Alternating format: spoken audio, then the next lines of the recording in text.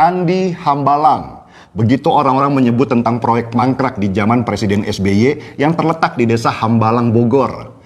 Hambalang dulu disiapkan sebagai tempat pelatihan atlet nasional oleh SBY. Tetapi kasus korupsi berjamaah yang melibatkan orang-orang Partai Demokrat yang duduk di kabinet SBY dan di parlemen membuat proyek itu hancur dan tidak dilanjutkan karena banyak faktor. Oke, kita coba kembali dulu ya supaya tahu sejarah Candi Hambalang itu. Kenapa proyek itu mangkrak dan tidak diteruskan sampai sekarang? Semua itu bermula di tahun 2009 ketika Andi Malaranggeng dilantik jadi Menpora sesudah kemenangan SBY sebagai presiden di periode kedua.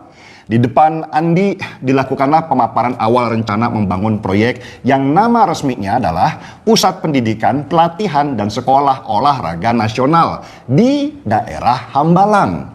Tetapi Sekretaris Kemenpora menyebutkan kalau tanah di Hambalang yang rencananya mau dibangun gedung itu ternyata belum disertifikat.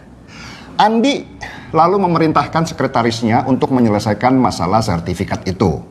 Sesudah master plan proyek itu selesai, disebutkan kalau nilai proyek itu sangat besar, senilai 2,5 triliun rupiah, dan pastilah akan ada proses hambatan dalam pengajuan anggaran. Andi Malaranggeng, Menpora, dengan santai dia bilang, tenang aja, teman-teman kita banyak kok di Komisi 10. Komisi 10 itu adalah komisi yang juga membawahi bidang olahraga. Andi lalu mengenalkan adiknya, Cul Malaranggeng, kepada tim di Kemenpora. Tugas Cul adalah melakukan lobi ke DPR supaya anggaran proyek Hambalang itu terlaksana.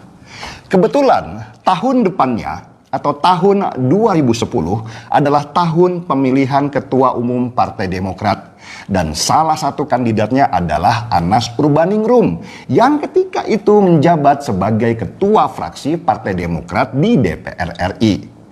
Anas lalu memanggil M. Nazarudin selaku bendahara Demokrat untuk mengatur pertemuan membahas proyek Hambalang sekaligus pencalonannya untuk menjadi Ketua Umum Demokrat.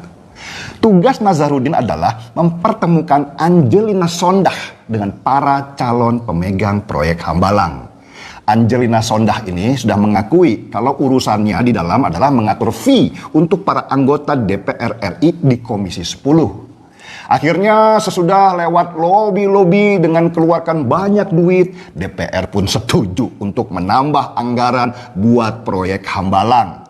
Dan PT Adikarya juga mendapat jaminan menang dari Kemenpora untuk mengerjakan proyek Hambalang.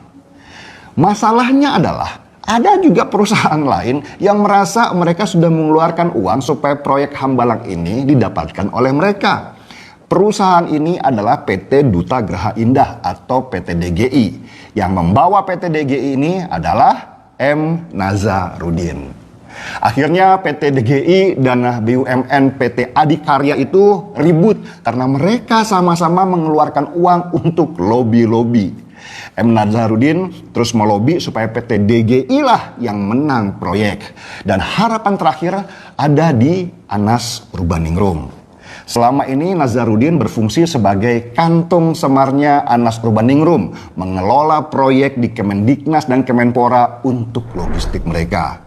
Tetapi sayangnya Anas malah menyuruh Nazarudin supaya mundur dari proyek Hambalang karena dia sudah menentukan siapa pemenangnya, yaitu BUMN PT Adikarya. Nazarudin kemudian mundur memang, tapi dia menyimpan dendam. Dan dendamnya tersalurkan ketika dia menyanyi kemana-mana tentang keterlibatan Partai Demokrat dalam mega korupsi di Hambalang. Anas Urbaningrum yang menjadi Ketua Umum Partai Demokrat pada waktu itu langsung digoyang oleh internalnya. Sampai-sampai SBY pada waktu itu harus memohon petunjuk Tuhan waktu umroh di Madinah. Hebat juga Anas ya, sampai-sampai Tuhan harus ikut campur supaya dia bisa didongkel dari Ketua Umum. Dan Anas Urbaningrum pun akhirnya ditangkap tahun 2013. Sampai sekarang proyek Hambalang jadi rumah hantu. Dan menurut BPK, kerugian negara karena proyek ini sebesar lebih dari 700 miliar rupiah. Di dalam Hambalang, waktu dikunjungi Jokowi di tahun 2016, ada tumpukan AC yang belum dipasang. Ada kumpulan WC duduk yang sudah menguning dan rusak. Belum lagi bangunan tinggi yang tertutup ilalang panjang.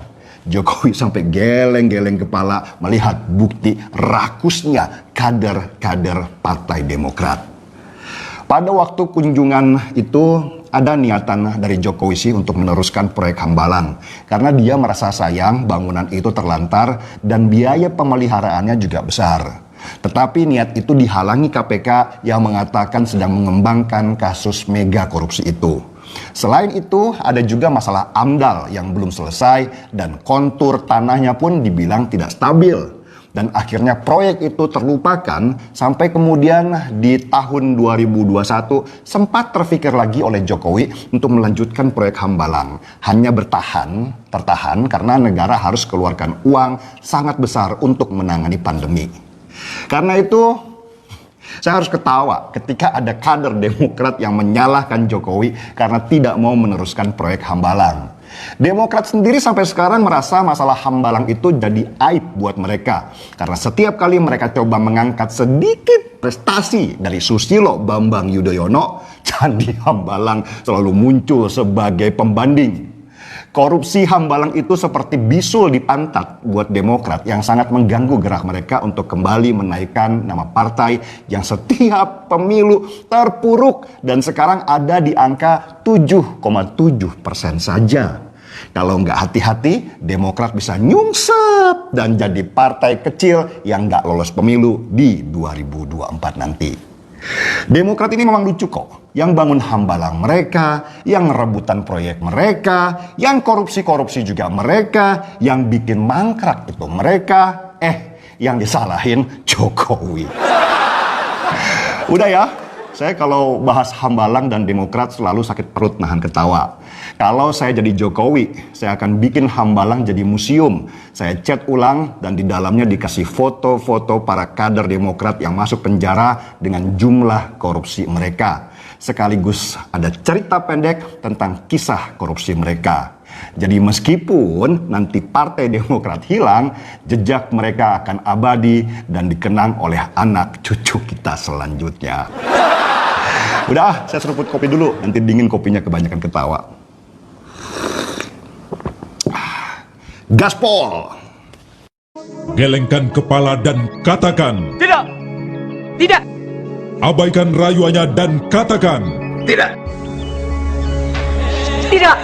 tutup telinga dan katakan Tidak. Tidak. Partai Demokrat bersama SBY terus melawan korupsi tanpa pandang bulu. Bergabunglah bersama kami. Katakan tidak pada korupsi.